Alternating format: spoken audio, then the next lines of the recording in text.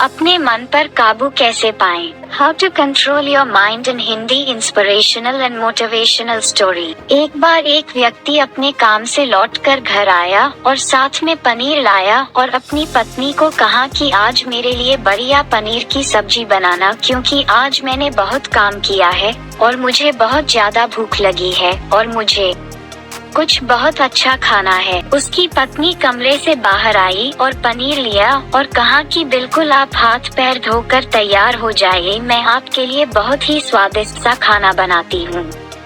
वो व्यक्ति फ्रेश हो गया और टीवी देखने लगा और इंतजार करने लगा सब्जी के बनने का, ताकि वो उसे कहा सके।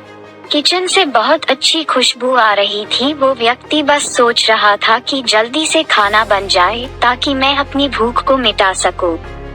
लगभग 1 घंटे के बाद खाना बनकर तैयार हो गया। स्वादिष्ट सा भोजन। अब खाना लगने ही वाला था कि उस व्यक्ति ने अपनी पत्नी से पूछा कि खाने में नींबू है कि नहीं, क्योंकि मुझे पनीर की सब्जी में नींबू डालकर खाना है। लेकिन पत्नी ने कहा कि नींबू तो खत्म हो गए, आपसे कहा था, लेकिन आप भूल गए। व्यक्ति ने अपनी पत्नी से कहा कि रुको रुको, अभी खाना मत लगाओ, क्योंकि नींबू के बिना खाने में बिल्कुल मजा नहीं आएगा। तो मैं अभी गया और अभी नींबू लेकर आया। वो व्यक्ति वापस से कपड़े पहनकर तैयार हुआ और नींबू की पास वाली दुकान पर गया। जब वहाँ पर देखा तो नींबू नहीं थे। उसका दिमाग क्रोध से भर गया। उसने सोचा कि यार, उसके पास नींबू नहीं है, चलो थोड़ी आगे वाली दुकान पर जाता हूँ, शायद वहाँ नींबू मिल जाएगा। वो थोड़ा और आगे गया, लेकिन वहाँ पर भी नींबू नहीं मिले। अब उसने सोचा दूर की सब्जी मंडी चला जाता हूँ, वहाँ से नींबू लेकर आऊंगा, क्योंकि नींबू के बिना सब्जी में मजा नहीं आएगा।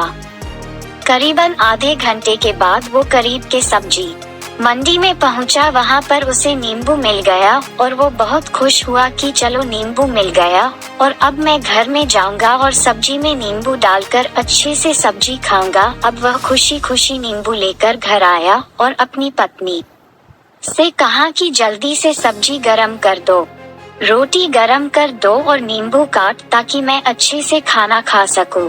अब थाली लगाई गई, सब्जी परोसी गई और नींबू रखी गई। उसकी पत्नी सामने ही बैठी थी और वो व्यक्ति थोड़ी देर के लिए कुछ सोच में पड़ गया। उसके बाद उसने नींबू की प्लेट उठाई और दरवाजे से बाहर की ओर फेंक दी और जोर जोर से चिल्लाने लगा, मैं जीत गया, मैं जीत गया। पत्नी ये देखकर घबरा गई कि कहीं ये पागल तो नहीं हो गए, इन्होंने सारे के सारे नींबू दरवाजे से बाहर की ओर क्यों फेंक दिया। उस पत्नी ने उस व्यक्ति पर चिल्लाया और कहा कि आप पागल हो गए हैं, अभी तो इतनी देर तक नींबू के बारे में पूछ रहे थे और अभी जब नींबू घर पर ले आए और खाने बैठ गए तो आपने इन नींबुओं को दरवाजे से बाहर फेंक दिया और अब चिल्ला रहे हो कि मैं जीत गया, मैं जीत गया। पत्नी पूछी, आप किस चीज में जीत गए, हुआ क्या? अब व्यक्ति खुशी खुशी बैठ गया और अपनी पत्नी से कहा, आप भी बैठो, इत्मीनान रखो, बताता हूँ कि क्या हुआ।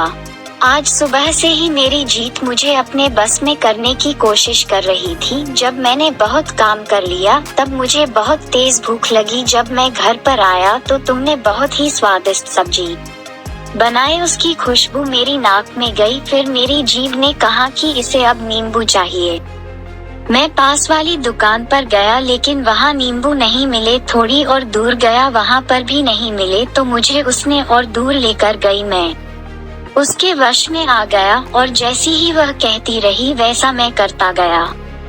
अब मैं वैसा ही करता गया जैसा वो मुझसे करवाती गई, लेकिन अंत में मैंने विजय प्राप्त कर ली। मैंने उसे उठाकर बाहर फेंक दिया और कह दिया कि तुम्हारा मुझ पर कंट्रोल नहीं है, बल्कि मेरा तुम पर कंट्रोल है और मैं जीत गया। क्या आपको समझ में आया कि कैसे अपने इच्छाओं पर विजय प्राप्त करें? कई बार लोगों को शराब पीने की आदत लग जाती है और उस चक्कर में वो भटकते रहते हैं। यदि एक जगह नहीं मिलती तो दूसरी जगह जाए है, दूसरी जगह नहीं मिलती तो तीसरी जगह जाते हैं और अक्सर युवाओं के साथ ऐसा जरूर होता है कि वो शराब पीने के लिए बैठते हैं, सारी शराब खत्म हो जाती है, उसके बाद एक ना एक व्यक्ति जरूर कहता है कि यार और चाहिए के चक्कर में शराब ढूंढने के लिए निकलते हैं। देर रात हो जाती है, वो भटकते रहते हैं, एक जगह नहीं मिलती तो दूसरी जगह जाते हैं, दूसरी जगह नहीं मिलती तो तीसरी जगह जाते हैं और अपने समय,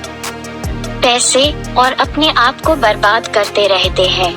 यदि आपने अपनी इंद्रियों पर विजय प्राप्त नहीं किया तो आप भी नींबू की खोज में सिर्फ भटकते ही रहेंगे और हमेशा परेशान रहेंगे। इसीलिए अपनी इंद्रियों पर काबू पाइए और अपनी जीवन को खुशी खुशी बिताइए। आशा करता हूँ कि इस स्टोरी के माध्यम से आपको कुछ न कुछ सीख जरूर मिली होगी।